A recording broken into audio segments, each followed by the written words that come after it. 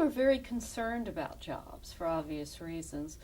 But how does the situation now actually compare to how it was in the early 1980s? Well, the news on jobs hasn't been good. The employment report that was released last Friday showed a further deterioration in labor market conditions, and the unemployment rate rose to over 10%, which puts it up at the highest level since the early 1980s. And in fact, we saw payrolls fall further by another almost 200,000 in October, which brings the total decline in employment since the start of the recession to 8 million, which would be the largest percent decline in employment since the Great Depression. Now, with the holidays coming up, is there any chance that consumer spending will be a bright sign? Consumer spending will probably rise during the holidays like it does every year during the holidays. That said, the long run outlook is really for really very modest growth in consumer spending over the next couple of years. First of all, because income growth is expected to be weak because labor markets are so soft. But in addition, we're likely to see households spending less and saving more out of the income that they do have. And that's for several reasons.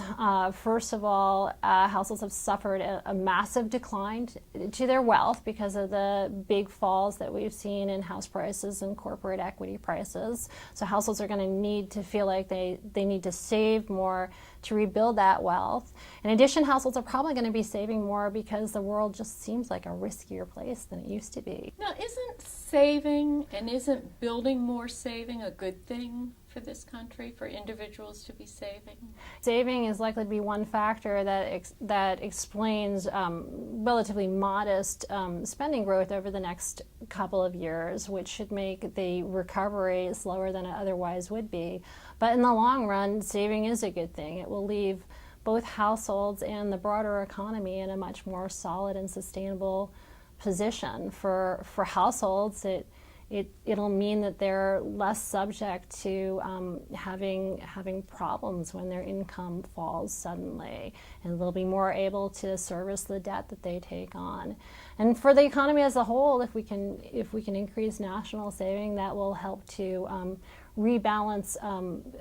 It'll correct imbalances that we've seen in trade and capital flows across countries. Now, since housing and subprime loans got us into this mess, is it possible we've seen some of the worst of that? Well, the housing market has, of course, collapsed over the last couple of years. And the collapse started in the subprime sector before it spread to the broader housing market.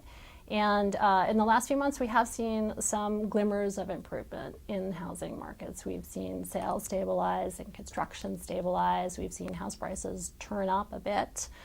That said, I'm not looking for housing markets to begin to pick up very strongly because we are still seeing considerable oversupply in home markets. So, for example, the stock of unsold homes relative to sales is still very high, and rental vacancy rates are still very high.